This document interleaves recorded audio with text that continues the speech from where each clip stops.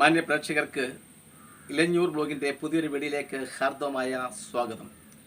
ഇന്ന് പ്രചോദനാത്മകമായ ആ കഥയിൽ നമ്മൾ ചർച്ച ചെയ്തത് നമുക്ക് അറിയാവുന്ന ഒരു ജോലി അത് സ്ഥിരമായി ചെയ്തുകൊണ്ട് നമുക്ക് വിജയത്തിലെത്താം എന്നതിനെ പറ്റിയാണ്. അത് നമുക്കൊരു ലഘുവായ കഥയിലൂടെ നമുക്കൊന്ന് വിശകലനം ചെയ്യാം. ഒരിക്കൽ കഠിനമായ വരൾച്ചയിൽ മിക്കവാറുമുള്ള പുഴകളും തോടുകളും കുളങ്ങളും ഒക്കെ വറ്റി വരേണ്ട ഒരു സാഹചര്യത്തിൽ ഒരു ചെറിയ കുളത്തിലുണ്ടായിരുന്ന 2 തവളകൾ ഈ വെള്ളം കുടിക്കാൻ വളരെയധികം ആഗ്രഹിക്കുകയും ബുദ്ധിമുട്ടുകയും അങ്ങനെ വെള്ളം അന്വേഷിച്ച് ആ കുളത്തിൽ നിന്നും യാത്രയാവുകയും ചെയ്തു. അങ്ങനെ യാത്ര ചെയ്ത് തളർന്ന് വലഞ്ഞ് അവർ ഒരു വീട്ടിലെത്തിച്ചേർന്നു. അവർ ആ വീട്ടിൻ്റെ ഉള്ളിൽ പ്രവേശിച്ചപ്പോൾ ഒരു കലത്തിൽ വെള്ളം പോലെ തോന്നുന്ന എന്തോ ഒന്നിരിക്കുന്നതായിട്ട് അവർ കണ്ടു. പെട്ടെന്ന് 2 തവളകളും കൂടി ആ കലത്തിലേക്ക്, ആ മൺകലമായിരുന്നു, ആ മൺകലത്തിലേക്ക് എടുത്തു ചാടി അതിനകത്ത് എത്തിച്ചേർന്നപ്പോഴാണ് അവർക്ക് മനസ്സിലായത് അത് കുടിവെള്ളമല്ല എന്ന്, മറ്റെന്തോ ദ്രാവകമാണ്. എന്തായാലും നമുക്കറിയാം, തവളകൾ വെള്ളത്തിൽ തുഴയാൻ മിടുക്കരാണ്. അവർ 2 പേരും കൂടെ ആ വെള്ളത്തിൽ നിന്നും ആ ദ്രാവകത്തിൽ നിന്ന് രക്ഷപ്പെടാൻ വേണ്ടി കലത്തിനുള്ളിൽ കിടന്ന് തുഴച്ചിൽ ആരംഭിച്ചു. അങ്ങനെ ദീർഘനേരം അത് തുഴഞ്ഞ് ഇങ്ങിരുന്നപ്പോൾ രക്ഷപ്പെടാനുള്ള ഒരു പഴുതും കാണുന്നില്ല. കാരണം കുടത്തിന് അല്പം ആഴമുള്ളതാണ്, ആ കലത്തിന് അല്പം ആഴമുള്ളതാണ്. അപ്പോൾ അതിലെ ഒരു തവള പറഞ്ഞു, അല്ലയോ ചങ്ങാതി, നമ്മൾ ഇനി എന്തുമാത്രം കഷ്ടപ്പെട്ടാലും നമുക്ക് രക്ഷപ്പെടാൻ കഴിയുകയില്ല. അതുകൊണ്ട് ഞാൻ ഈ രക്ഷപ്പെടാനുള്ള ഉദ്യമം നിർത്തുകയാണ്.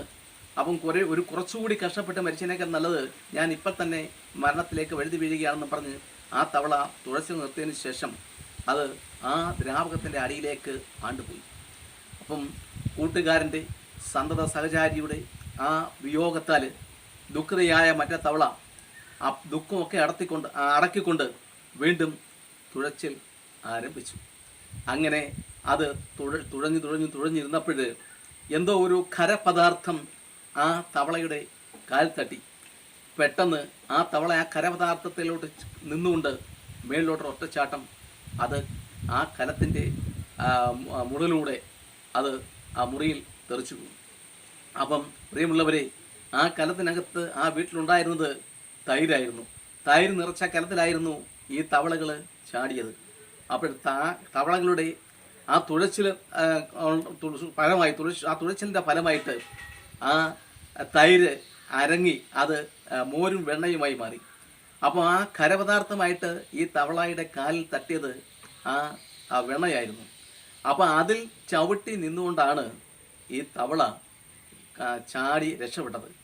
അപ്പം ഈ കഥയിൽ നിന്ന് നമ്മൾ മനസ്സിലാക്കേണ്ട ഒരു കാര്യം എന്ന് വെച്ചാൽ, നമ്മുടെ ഈ ലോകത്തിൽ, ഈ പ്രപഞ്ചത്തിൽ ഒട്ടനവധി കാര്യങ്ങളുണ്ട്.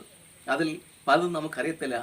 അനന്തം അജ്ഞാതം അവർണ്ണനീയം ഈ ലോകഗോളം തിരിയുന്ന മാർഗം, അതിലെങ്ങാണ്ട് ഒരിടത്തിരുന്ന് നോക്കുന്ന മർത്യൻ കഥ എന്ത് കണ്ടു എന്ന കവിവാക്യം നമ്മെ ഓർമ്മിപ്പിക്കുന്നുണ്ടല്ലോ. അപ്പോൾ ഈ പ്രപഞ്ചത്തിലുള്ള നിയമങ്ങൾ എല്ലാം ഒന്നും നമുക്കറിയത്തില്ല. നമ്മൾ ഒരു കാര്യമായിട്ട് മുന്നോട്ട് പോകുമ്പോൾ നമുക്കറിയാവുന്ന അതെന്താണോ അത് നമ്മൾ തുടർച്ചയായി ചെയ്തുകൊണ്ടേയിരിക്കുക. സാഹചര്യം നമ്മളോട് എന്താണോ പറയുന്നത് അത് ചെയ്തുകൊണ്ടേയിരിക്കുക. തീർച്ചയായിട്ടും നമ്മുടെ പ്രവർത്തനത്തിന് ഫലം ഉണ്ടാകും എന്ന കാര്യത്തിൽ തർക്കമൊന്നുമില്ല.